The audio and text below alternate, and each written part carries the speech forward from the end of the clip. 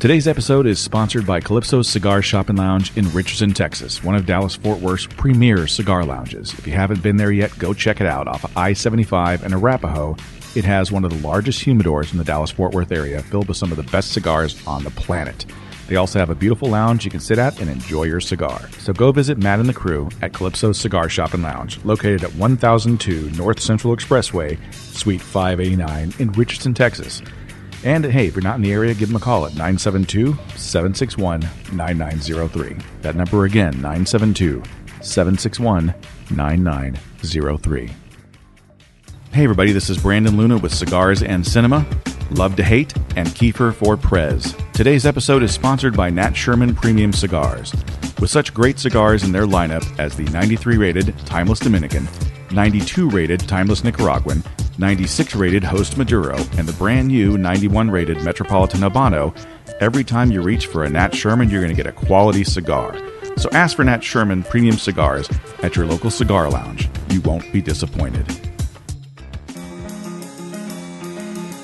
Love to Hate, the podcast that asks the question, what do you love to hate? You are a smelly pirate hooker. And I hate your ass face! Do you love it? No! Do you hate it?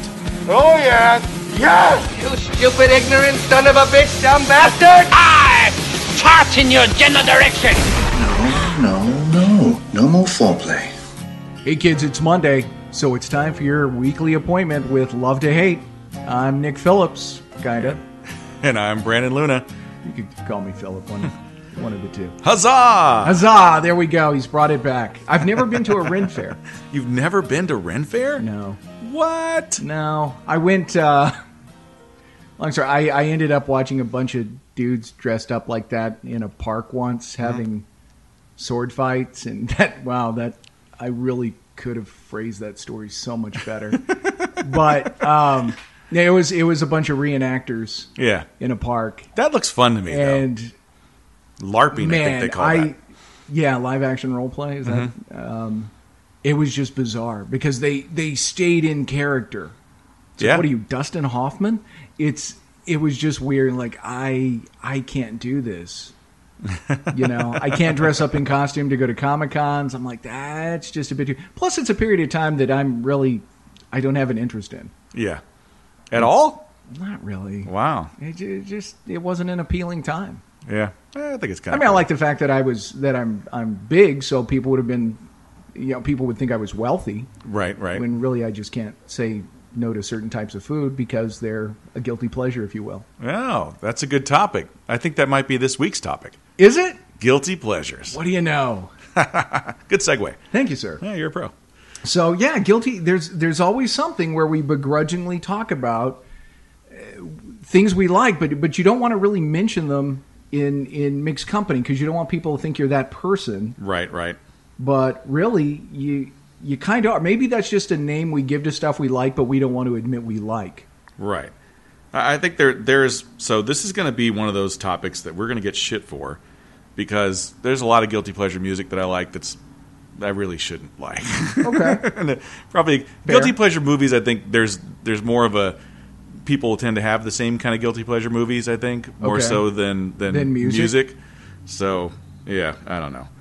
What's your favorite guilty pleasure music band?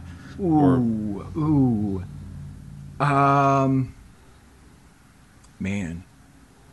I kind of like some stuff from the 80s. I'm probably hair bands. Yeah.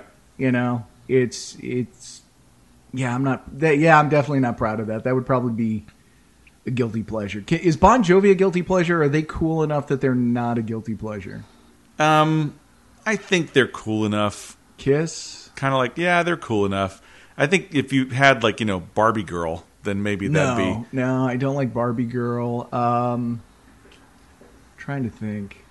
There's a Shinedown song that's been stuck in my head, and I don't know how I feel about that. I'm not really pleased about it. Yeah. So maybe that's kind of a... But that may just be more of an earworm. Yeah, there's a difference between earworms and guilty pleasures. So yeah, I'm going to go with... I'm going to kind of go with 80s hair metal. 80s hair metal? Yeah, that's probably my guilty pleasure. Like, do you have a favorite 80s hair metal band that you probably really shouldn't like that is crappy? Like, Cinderella or Poison or...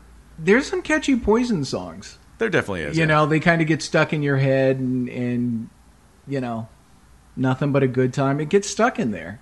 True, yeah. Scorpions are cool, though, right? Scorpions are... I don't think they're very cool. Well, not now. Weren't they cool at one point? They were cool at one point. They were cool before MTV made them not cool. Because once you saw those guys, they were ugly old dudes, and they just kind of weren't really cool. So they lost the cool points? They definitely lost cool points once you could see who they were. I think that's a big one. So here's a list online of 10 guilty pleasure songs, and let me know if any of these do it for you. Okay. I'm going to start at number 10. All right. Number 10. Can't touch this. No, wait, that's wrong. Number 10. I jumped ahead. Sorry. I'm going to back up. I'll edit this. Number 10. Call Me Maybe by Carly Rae Jepsen. No, but there is a version by Postmodern Jukebox that I like. Yes. We should do an episode on them. Yeah. But yeah, I do like their version. I hate her version. So yeah, I'm actually going to see Postmodern Jukebox in November with the whole family. Are you really? I wanted to get tickets. You should go. There's still tickets available. They're not that expensive. And what's funny about that is Postmodern Jukebox is one of those bands that I love a lot of their covers, and I don't even know who does the original song. Right. I'm the same way. Like All About the Bass. Yeah. I heard that song. I'm like, this is horrible. And then I saw their version with, you know, the little girl using the stand-up bass. I'm like, that's fantastic. Yeah. So, all right. So I'll have that's to look number into 10. getting tickets. All right. Number 9, Can't Touch Us by MC Hammer. That sucks. It doesn't matter how you slice it. It sucks. Wasn't that one that he, like, cribbed from somebody, too? Isn't that the one that was, like, originally a Rick James song? Yeah. Okay. Yeah. Mm-hmm. There was a lot of that then. So, Right. Number 8, Never Gonna Give You Up by Rick Astley. That's pretty catchy. You know what? I have no issue. I don't know why. It's not a bad song. Okay, so maybe that's a guilty pleasure for me. It's a guilty pleasure for me. I loved that song when it came out, and then I saw the video, and I'm like, the dude's white, and he's redheaded, and he's little? Like, what? Yeah, you don't see that. You don't see that voice. You're like, this has got to be like a British bear. You're white. Yeah, exactly. Small little white dude. No, he does have a good voice. He does have a great voice. We'll that's a guilty pleasure for me, but I think once it became the Rickroll thing, it just kind of got overplayed, and I got tired of it. I still like it. Yeah. Okay, number 7, Who Let the Dogs Out? Hate it. By Baha Men. I never liked that song. Never liked that song. Here's one that I do like, though, and I think you're going to like this one, too. Number 6, You Spin Me Round Like a Record, Dead or Alive. Yeah, I mean, it's more so, I don't know that I necessarily like it, but it reminds me of a certain time. Mm-hmm. I was modeling at the time, and I had to actually walk out to that song. Really? I kid you not. I kid you not. That's awesome. Yeah. So did you spin a lot when you walked out? Actually, no. Just the designated spins that were choreographed. That's awesome. Yeah. All right, Cotton Eye Joe by Rednecks, the updated version. No, I don't like that. The regular Cotton Eye Joe is fine. Fine. Yeah. And maybe that's a guilty pleasure for me, but I'm a Texan, so it's kind of like it's built the Cotton in. Eye Joe. It's built in. Yeah. Number 4. I never really liked this song to begin with. Okay. But for some reason now it's like when you think of this particular band, this is the song that everybody thinks about. Don't Stop Believin' by Journey. Whoa. That's a guilty pleasure? That's a guilty pleasure, apparently. That's a great song. I never liked that song.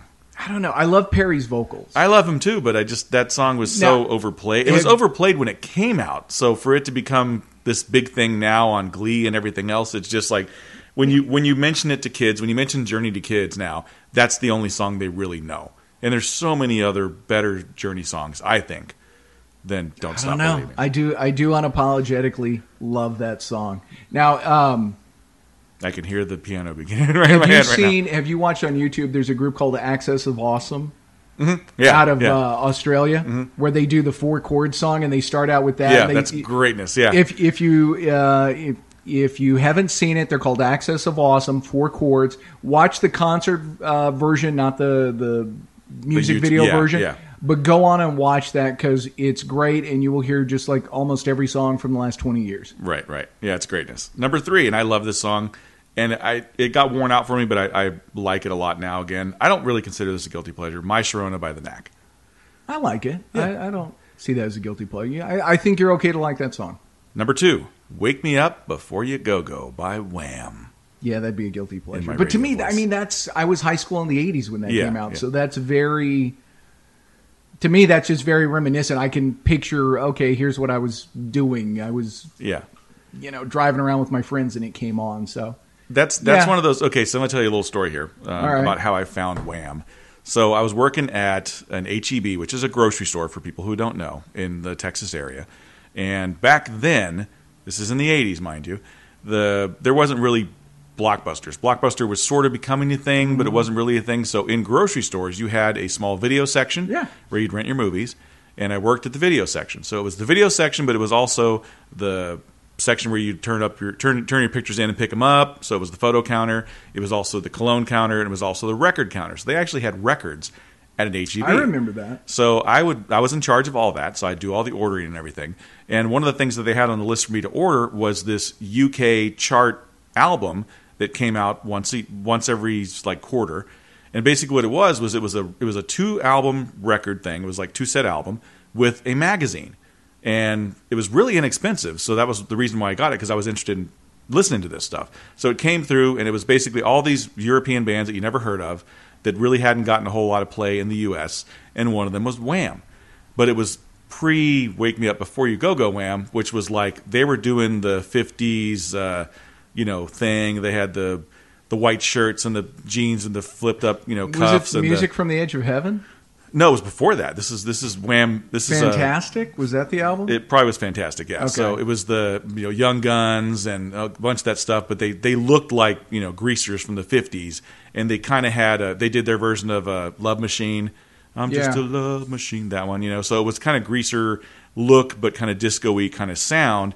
And I really liked it. I'm like, this is cool. These guys are great. So then I went out and got the album, and then Make It Big came out, which Wake Me Up Before You Go, and they completely changed. And I'm like, what the hell is this? So it was very poppy. Yeah, it was very poppy and totally the opposite of the I would first like album. to offer a disclaimer that, as you can see, I am on iTunes. Yes. So I didn't know the name of the first Wham album. Well, there you go. No, I was looking through trying to remember, because they had several hits off of Make It Big. One was Freedom and Careless Whispers. Yeah. And now, have you seen, because they did Last Christmas, have you seen the modern jukebox or the postmodern jukebox version of that? Yeah, I've seen the Careless Memories too, or Careless Whisper. Careless sorry. Whisper. Yeah. The one with the 3 gals singing Last Christmas. That was fantastic. One That's of those, great. Ariana Savalas, Telly Savalas' daughter. Yeah. And quite a looker. I know, considering she has hair and all.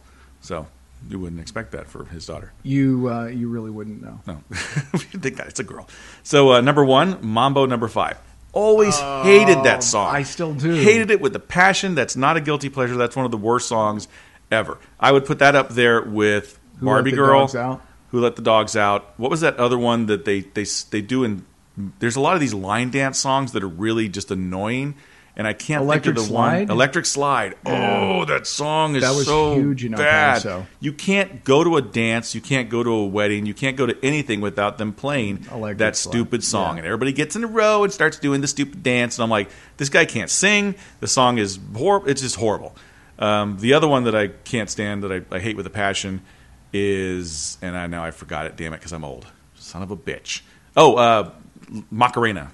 Oh, yeah, that's... Macarena's, oh, God. That's a crap What song, the too. hell was that thing? I would put Right Said Fred up there. Yep. Not As, too sexy. as just, that is not Too guilty sexy pleasure. for That is my just love. horrible song. Yeah, that song's fun. You're stupid. Yeah. So there's a lot of crap music out there There is. that you don't want to admit that. But yeah, some of those I would just say no, absolutely suck. So what about movies? I got a lot of guilty pleasure movies, man. And I'm going to be honest with you. A lot of these are mostly from the 80s. I will tell you one of my guilty pleasure movies is Basketball.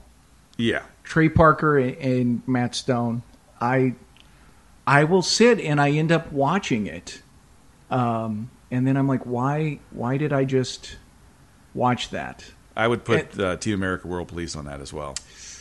Yeah, but you know what? There's lessons to be learned from Team America. But the funny thing is, Right. with all of their stuff, with South Park, especially the season before this one, there is so much social commentary that if you get past kind of the craziness of it and the vulgarity of it, there's an actual message. And I think Team America was very much the same way. It's like, yeah, it's stupid. We've got marionettes and just crude humor, but within that, there's actually a point that we're getting across, and like Bill Cosby said before he was arrested, if you're not careful, you may learn something before you're done. Right. And there's a lot of that in Team America. So I would say, yeah, it's a pleasure. I wouldn't say it's a guilty pleasure. I proudly like Team America. I do too. I think it's a fun movie.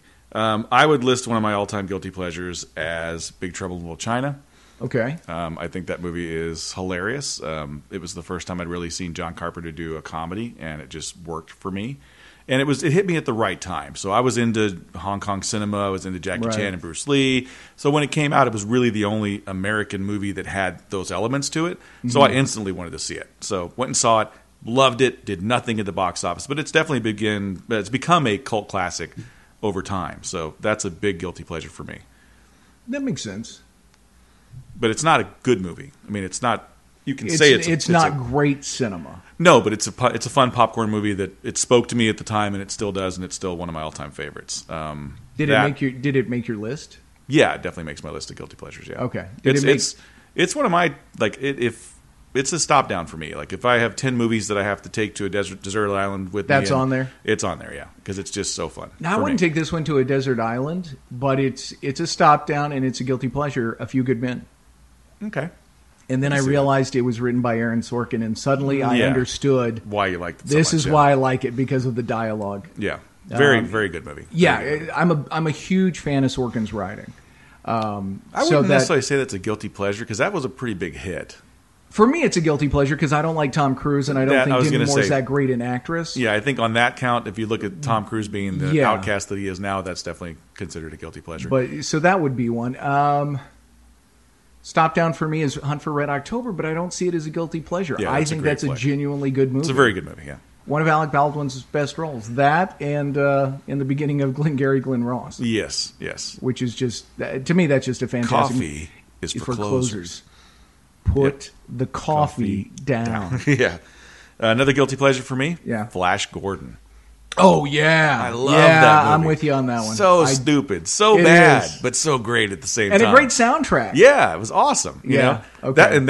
Honestly, that was the movie I saw for two reasons. I watched the old serials with my dad. Yeah. I thought they were great. They were fun. When I heard they made a movie, I'm like, oh, this is going to be awesome. And then I saw the trailer, and I'm like, ooh, I don't know. That looks really like a cheesy, bad sci-fi movie. But my dad's like, yeah, but that's what it's supposed to be. It's supposed to be... I mean, it's a modern take if you look at the other ones.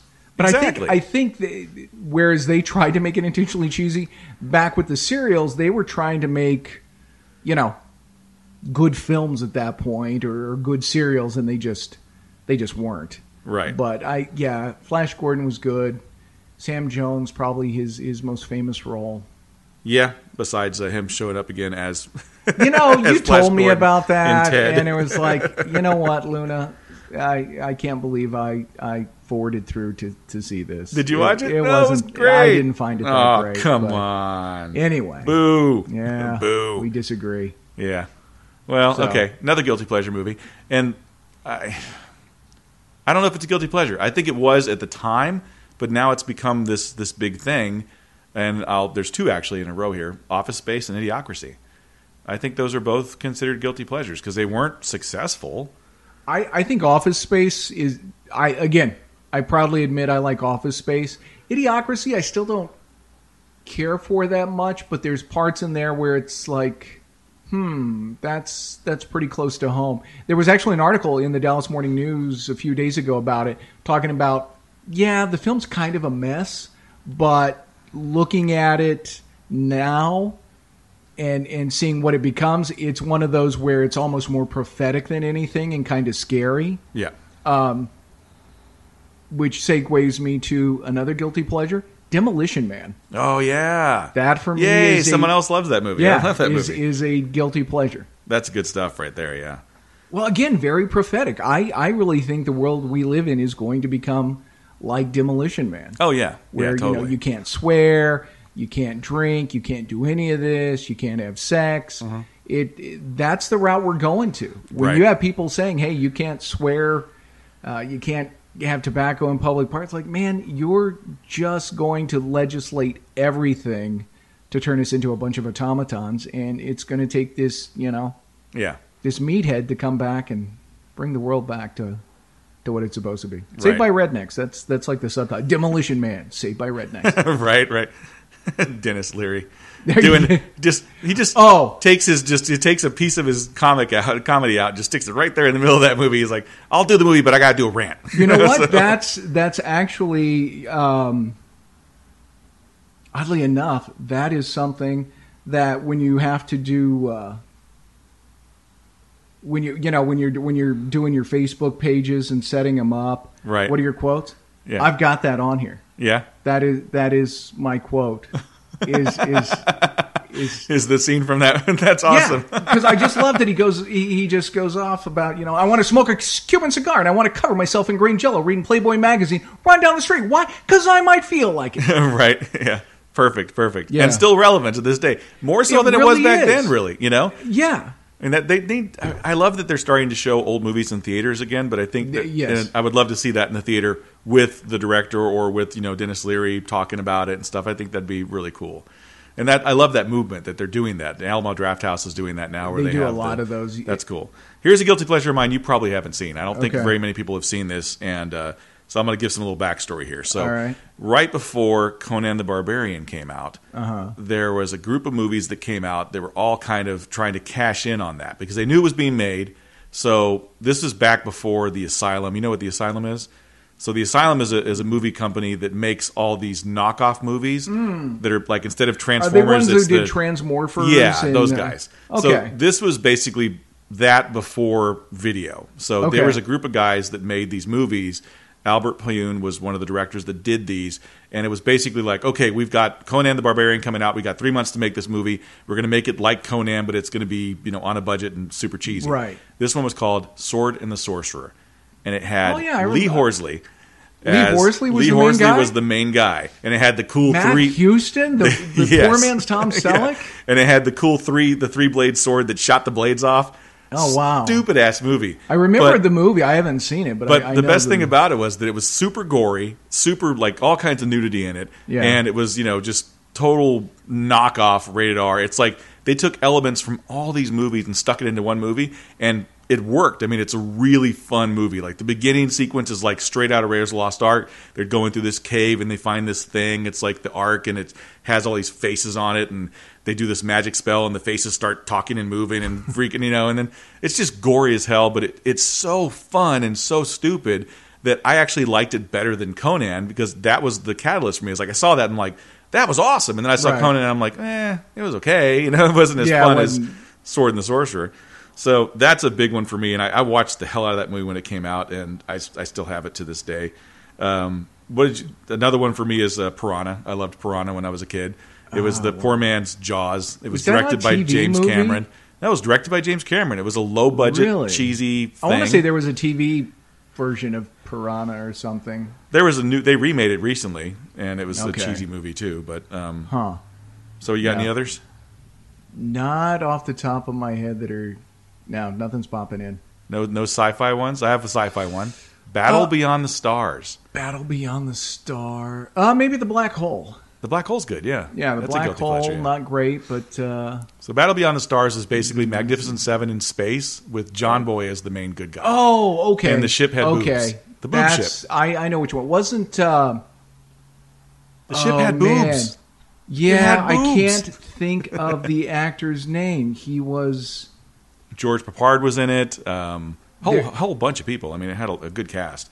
But it was a super low-budget sci-fi flick that, shouldn't have done anything, and I don't think it really did at the time. I want to say there was an actor in there who I don't recall, but he was in just about everything else. Maybe I'm wrong. I've got another one. What's that? I liked this movie from the get-go, but it bombed at the box office, but it was still a guilty pleasure for me. 1941. The Steven Spielberg movie. The Steven Spielberg flop. Yeah. Yeah, I never saw that. Never saw it? No. What? I was a kid, and I wanted to see if there was nudity in it, and it said no, so I didn't watch it. It looked like it might be one that had nudity. Right. No, so I never saw that one. Any other? I would say 16 Candles. Nah, I will tell you. No, okay. Can't Buy Me Love with Patrick Dempsey. That's a good one, yeah. That's a guilty pleasure. Doing the African Anteater dance. Right. Probably a lot of those teen flicks. 16 Candles, kind of the Brat Pack films. Real Genius Yeah. was a guilty pleasure for me. Yeah, stuff like that. It was the knockoff, version of Weird Science, and I thought it was better than Weird Science to me, personally. What about Top Gun? Does that qualify as a guilty pleasure? No, it's too much of a hit, I think. Tremors is a guilty pleasure for me. Did you ever see Tremors? Wasn't Reba McEntire in that? She was. I think I've seen parts of it. Yeah, that's a fun flick. That's definitely a very fun movie. Kentucky Fried Movie is a guilty pleasure for me. That was the Zucker brothers. Yeah. That was pre-Airplane. Yep. Airplane would probably be a guilty pleasure for me. I don't think it holds up. I don't think the humor holds up as well. But at the time, that was pretty good. I want to say Kentucky Fried Movie is actually a little bit funnier Yeah, I think so too. than that. I think it holds up a little better, but it's a different kind of. It's What a about little any more raunchy. Leslie Nielsen film? Naked Gun might be some guilty pleasures. Creepshow is a guilty pleasure. For me. Yeah. I liked, another one I liked that kind of bombed at the box office, but I thought it was really witty and I thought they did it well. Clue. Never saw it. You never saw No, Clue? because I read the reviews on it, so it was like, It's no. fun. You need to watch it. Especially, Okay, I will tell you what. The Phantom with Billy Zane. I didn't think it was that bad. Yeah. I mean, it's kind of cheesy Yeah, in I like trying the- to recapture that, but I would say, I kind of liked it. If that was on and Batman versus Superman was on, I would watch The Phantom. Yeah. I would also watch The Shadow over Batman versus Superman. The one with Wow, Alec that Baldwin. is saying something. Yeah, which is why he gave up being Jack Ryan. Bad Yeah. career move, because I thought he was a better Jack Ryan than Harrison Ford. Yeah, I agree. He's really been the best Jack Ryan so Yeah. far. Nobody else has really been able to do it besides him. And what's funny is I had read the book and I was like, he's too young to be Jack Ryan, but he pulled it off. I mean, he was He good did. in the role, so. No, And that was- Harrison Ford was more the right age, but he just didn't seem like he was bringing his A Harrison game. Ford He to me just- is not. not a great actor. No, he's Indiana Jones. He's Han Solo. That's about it. He's a movie star. And there's Mm-hmm. a definition between movie star and actor. I think movie stars kind of just do their thing. They're themselves and everything. They never stretch. They never perform. They are just themselves, their personality in that movie. And that's what you pay to go see. You go pay to see a Jack Yeah. Nicholson movie. You pay to see a Harrison Ford movie. You pay to see certain actors that are movie stars and they kind of do their thing the same. I think Al Pacino was an actor who became a movie star. Then he learned he could just scream and make money. Exactly, yeah. So, that's the thing. I mean, that's another thing. Yeah, there's guilty No, pleasure that's- actors too. Yeah, that's true. Pacino used to be really good. He could do that slow burn. He didn't feel like he had to yell all the time. Right. Same with De Niro. Right. So, they're not what they used to be, which to me is sad. Kind of like Nicholson. You start taking these roles for the money. It's like, man, you really used to have some chops. Yeah. I'll tell you this, maybe a guilty pleasure as good as it gets That's a good with one. Nicholson and Helen Hunt. Yeah. Even though it won Academy Awards, I don't know that it holds up, but I did love Nicholson in that role. And there were probably a lot of scenes in there where I'm like, yeah, so what's wrong with that? I think Wolf would be more a guilty pleasure if you liked that movie. Okay, yeah. Because that was a flop. And I still liked elements of the movie. I liked Jack in that because I thought it was a good thing for him.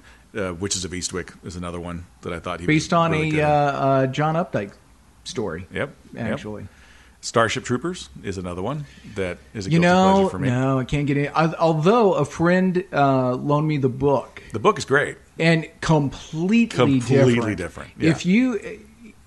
There's probably one entire chapter in there, and I don't know if it's told in flashback or inner dialogue, but if you ever need to understand the need for a country having a military and defending a country's use of military, it does a fantastic job in there explaining why, there are people that we need to protect our country.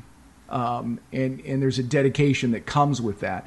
It was a great book. Really loved it. And then, saw the movie. I was like, you got to be kidding me. This is nothing like this. But, bit of trivia, the uniforms the Alliance wore in Firefly, leftover uniforms from... Starship Troopers, Yes. Yep. Very So, true. the original Battlestar Galactica, guilty pleasure. Yep. That's a good one. That would be a guilty pleasure TV show. Here's one for me, too, going back to Dennis Leary. Okay. The Ref. I like that Oh, I movie. like the Ref. Yeah. Didn't do well at the box office. No, but I Really thought that didn't- was good. Great. No, I enjoyed that one. Great cast. Him playing off Kevin Spacey was awesome. Yes. It was good stuff. Really dug And that. Spacey's great. Yeah, Spacey's awesome. And pretty much everything he does. I Pretty can't much. think of anything that I don't want to watch him in. I just like watching him. But he's Yeah. teeters that line between actor and movie star. but I think he's more of an actor, personally. Yeah, because he does theater as well. So he's not all just dedicated to the... I have a lot of guilty pleasure horror flicks, too. But, see, I'm not a horror flick guy, so... Yeah. Return of the Living Dead's a guilty pleasure for me. It was a knockoff of Night of the Living Dead, but it was so fun. And I loved the soundtrack. It was a lot of punk rock music and stuff. So trying to think if I've got any guilty pleasure superhero. Well, you mentioned the Phantom, stuff. So that's but the original, not Captain America, Fantastic Four, huh? I have seen it, but it was bad. You know, but you're watching it, it's like, you know, there's not a great divide between how bad that was and the big Fox. Every incarnation they've tried to do. Yeah, they're all pretty like... I don't understand why that hasn't worked yet. That's such a good... It should be a good movie. It should be a good Marvel movie, and it's just not. Now, what about guilty pleasure actors? Joey, you know, from the other podcast. Yeah. Nick Cage. Yeah. I love Nick Cage. He's off the chain. He's one of these actors that if you give him the right movie, he does a very good performance. If you give him too much leeway, he goes just bazinga nuts. He goes crazy. You know how he answers the phone at the house? I'll do it.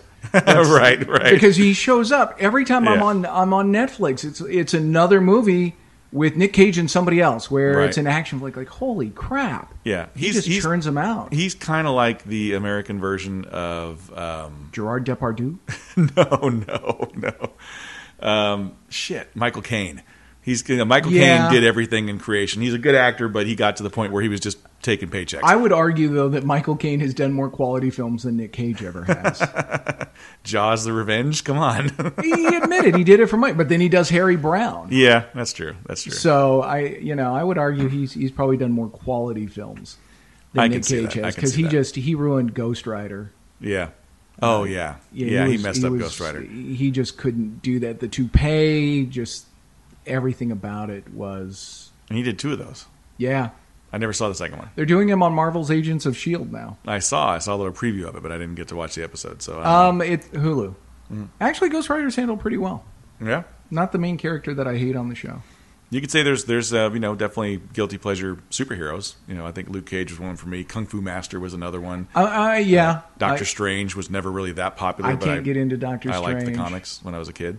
I think the movie's gonna be cool. I think they're gonna do it right, and I'm looking forward to that.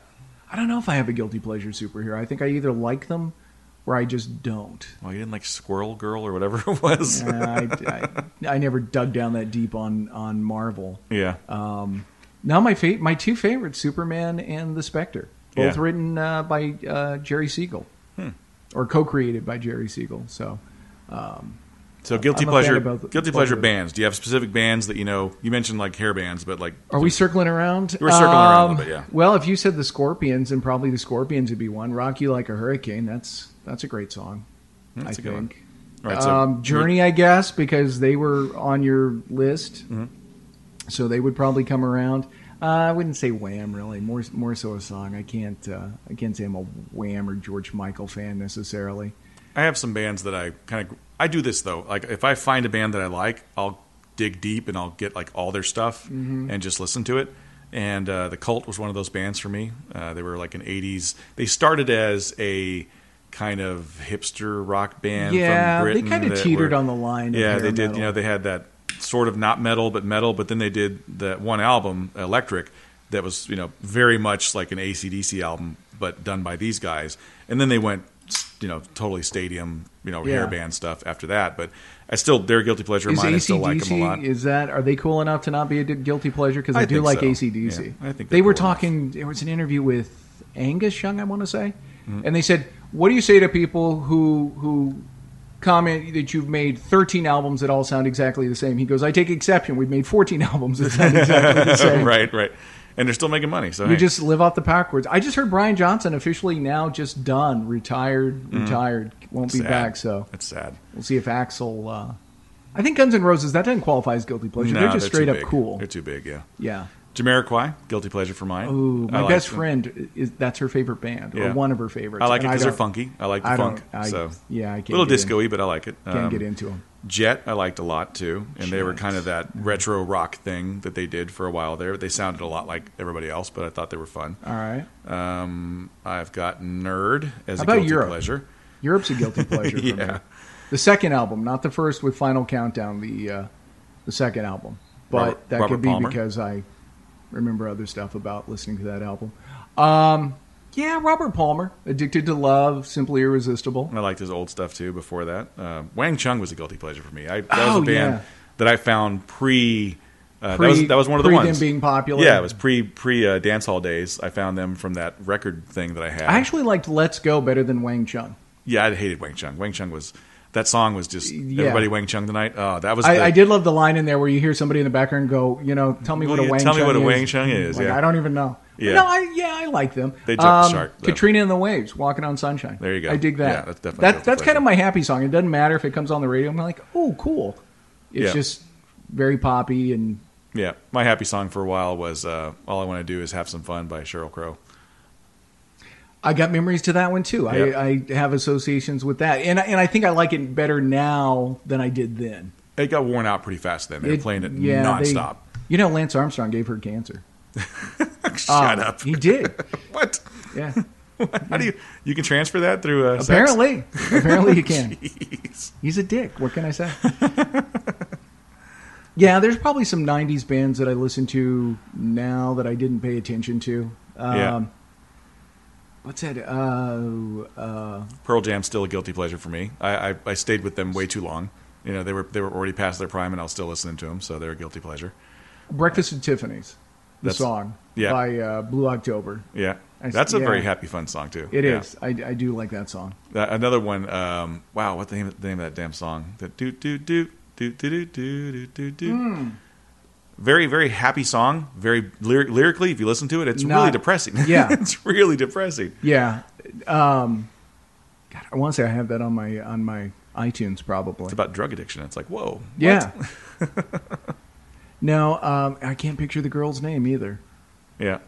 But I know which one you're talking about. Oh, no, I'm talking about a guy band. You're talking about... you're talking about the one where they mixed the rap into it or whatever. Okay, I know. God, I can hear it in my head, but I can't pull the lyrics out. Makes for great podcasting. Yeah, this is Semi-Charmed Kind of Life, or Semi-Charmed Life, I think is what it was. There was a lot of music about drugs back in the 90s. That was kind of like the resurgence. In the 80s, you didn't have as many drug songs. You had them like in the 60s, 70s, skip the 80s, and in the 90s, everybody was back on smack. Mm-hmm. So you had a lot of the drug songs and the addiction songs. Yeah. Would you consider Duran Duran a guilty pleasure, or were they too popular? I like View to a Kill, the song, not the movie. Yeah, that to me is like their catchiest song. The rest of their songs, I'm kind of like, not so much. Yeah, I liked them. I thought they were fun. They were very, again, they were going to be the next Beatles. Right. But they were always considered like a boy band. But, for me, a boy band is like they just sing and they don't play any instruments. At least Duran Duran played instruments. The Beatles played instruments. You look at boy bands, it's like NSYNC and Backstreet Boys. Those guys had no talent beyond singing. And it's all auto-tune. Yeah, exactly. Yeah. Which, if you auto-tune, then I'm out. You love Justin Timberlake, so... I hate Justin. I know. That's I couldn't why even tell you a song he sings or what. I don't know if he was like in whatever. What boy bands were they? It was like NSYNC, Backstreet Boys. Oh, okay. 98 Degrees. Is that? I think that was a band. I don't know. I'm just making stuff up now. I'm not even sure. Two guys singing. It's probably another band. Two cute guys who can't sing. Well, it became like a version of the Monkees. That's Milli Vanilli. Which we talked about exactly on our MTV episode. Yep. Yeah. Which was not a guilty pleasure. I never liked them. Those guys didn't sing. It was two guys not singing and pretending to sing. They were kind of like the rip-off, watch this, Terrence Trent D'Arby. Ah. Yeah, I don't know what his song was, but... Wishing Well. Was it? Guilty pleasure for me, too. I liked him. I thought he was good. I notice it now over here. You have a Paul Carrack album. Is that the one that has "Live by the Groove"? Yes, because I do remember Paul Carrack's "Live by the Groove." Yeah, that for me was a guilty pleasure song. Yeah, I like Paul Carrack.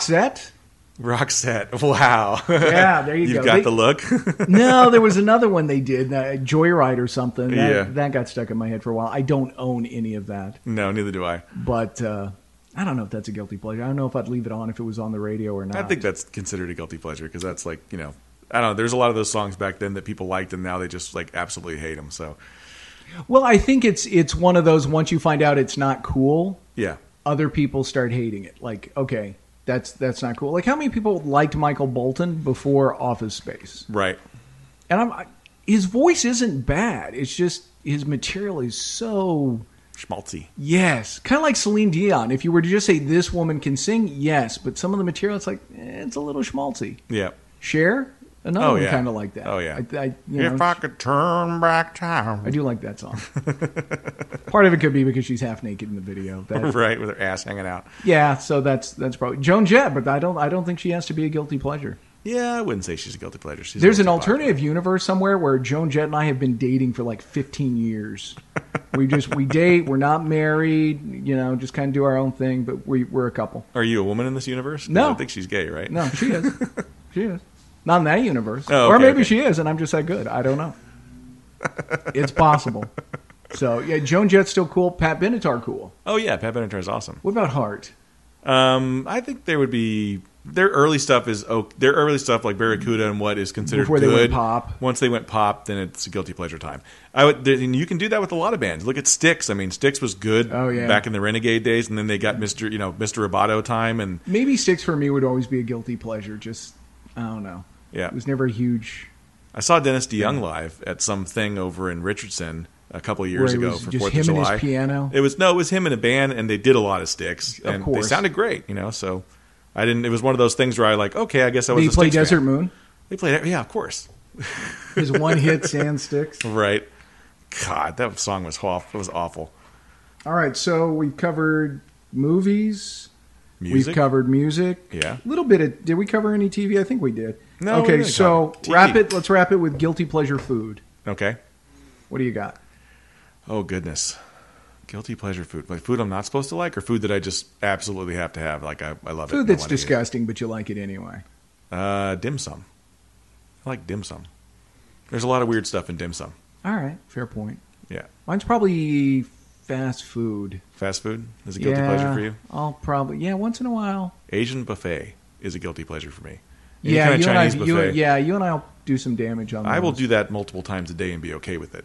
I can do that. Same thing with pizza. I can do pizza, breakfast, lunch, dinner. I'm fine. I wear out on pizza. But it's only one day. I can't do it throughout the week. Mexican food's definitely a guilty pleasure for me, too. Oh, see, to me, it's a staple. I mean, not here, because I can't get good Mexican food, but when I was home in El Paso, that was a staple. Well, come on, Taco Bell. It was fantastic. Fuck no. That's not even a guilty pleasure for me. I mean, for some people it is, but to me, it's just disgusting. That's diarrhea. That's what that is. It's nasty. Occasionally Burger King's a guilty pleasure, but we have Whataburger here, so what else do you really need? You know what? I went to DQ the other day, and I was pleasantly surprised. It was a very good burger. They do make decent burger. I'd go for the vanilla malts. Is my whole reason to go there. You're a fan of the malt, eh? I am. Maybe, you know what? Potato chips probably my biggest guilty pleasure because I can just eat potato chips anytime. Like what kind? What's your guilty pleasure potato chip? Barbecue, Lay's, Doritos? Barbecue's probably the go-to. I found some red chili ones at Sprouts that I'll eat a ton of. I like the weird ones with all the different cheese and sour cream. Just they got some weird stuff now. But I'll tell you, the Reuben from Lay's was good. The biscuits and gravy. Yeah. And then before that, the chicken and waffle. I couldn't do it, No, man. they were good. But the best I've ever had, can't find them here, over in the UK, they did Worcestershire sauce. Those were amazing. Really? Yes. I couldn't imagine eating that. I can go for some weird potato chips. Ew, if you mix Worcestershire with sour cream and onion, and there has to be some sort of like barbecue beef one, and then you can have basically a steak. Yeah. Or see, that to me would be that wouldn't be. They were just the right amount of salty and I don't know. Yeah. They were enjoyable. So that would definitely be a guilty pleasure. And probably donuts. Something I would eat. But donuts, that's just one of those I have to really watch because I can eat a box of donuts easily. Yeah. They're just that good. It depends on the donuts, yeah. Do you think there's people out there listening now going, wow, listening to Love to Hate's a guilty pleasure, but I can't tell anybody? They should definitely tell people. You should tell all your friends, and when they tell them about this podcast, where would they tell them to look? They would tell them to look on iTunes, on Spreaker, and on YouTube. And if you want to talk to us and say, hey, I want you guys to talk about this or rant about this subject, you would tweet us at LoveToHatePod, love, the number 2, hate pod, or you can email us at lovetohatepodcast@gmail.com. Awesome. Go check us out, kids. That wraps up another week. We'll talk to you later. See ya.